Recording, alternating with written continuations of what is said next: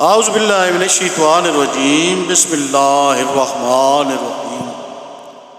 حضرت شیخ سعدی رحمۃ اللہ علیہ کی سبق و موز حکایات کے ساتھ آج کا ٹاپک ہے بڑھاپے کا صدمہ۔ چلے اس کا آغاز کرتے ہیں۔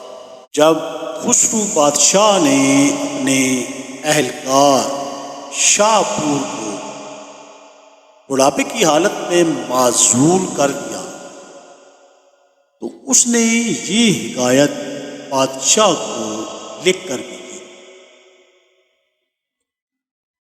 اے بادشاہ سلامت، اگر میں کسی کام کا نہیں رہا تو خدا کرے تو نکما نہ ہو۔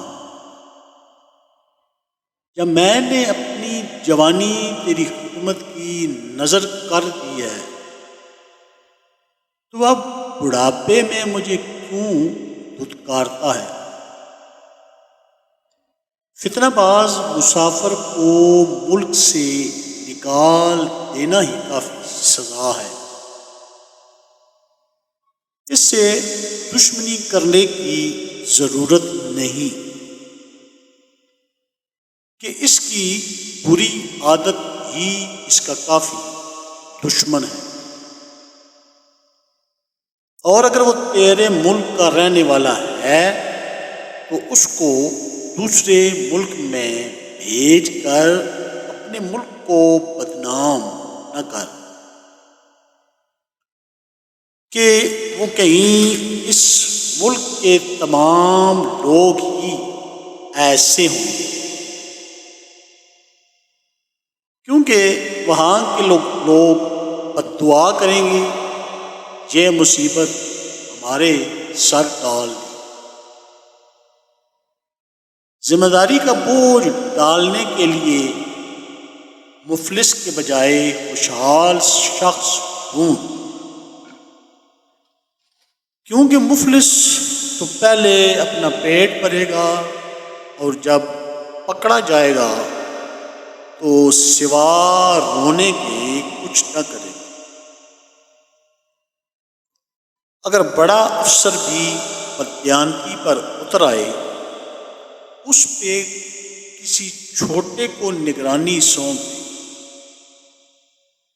اور اگر وہ دونوں آپس میں ساز باز کر لیں تو دونوں کو فارغ کر دیں۔ خزانچی خوف خدا رکھنے والا رکھ، نہ وہ کہ جو صرف تجھ سے ڈرے۔ ایسے لوگ تلاش بسیار کے بعد تجھے 1% بھی نہیں ملیں گے۔ دو پرانے ہم محکمہ اور ہم عہدہ شخص ایک جگہ متعین نہ کر، ہو سکتا ہے ایک چور بن جائے، دوسرا اس کا محافظ،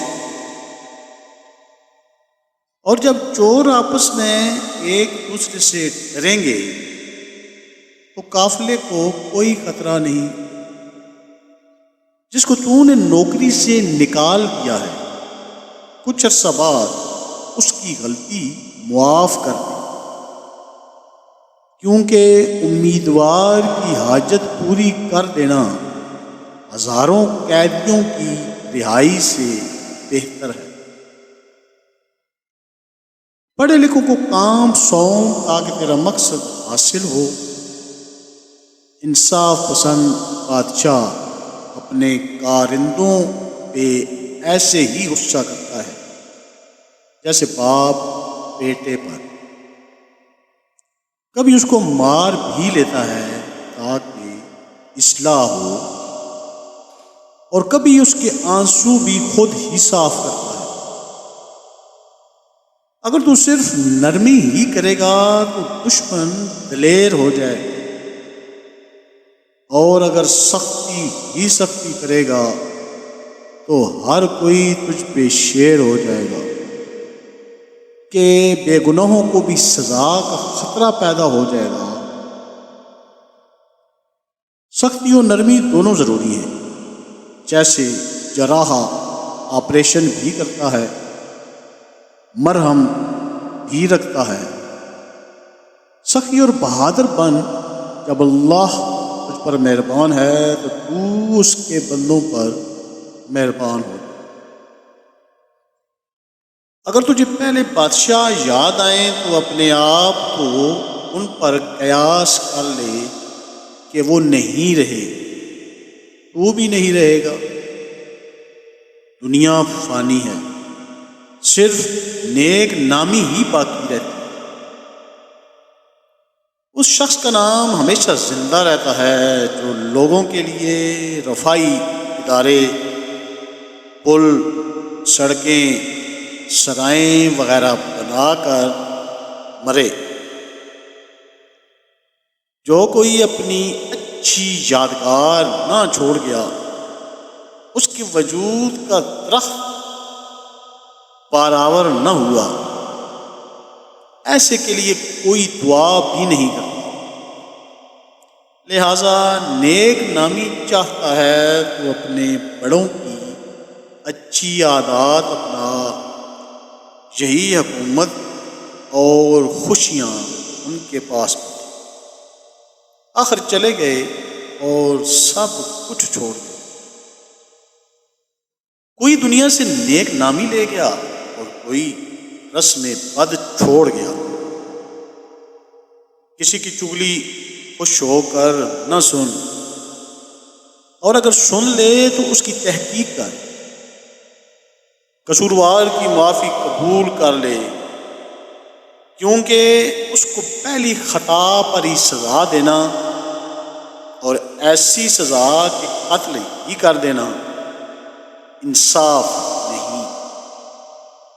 ہاں، اگر ایک بار اس کو نصیحت کی اور اس نے نہ سنی تو پھر بے شک اس کو قید کر دیں،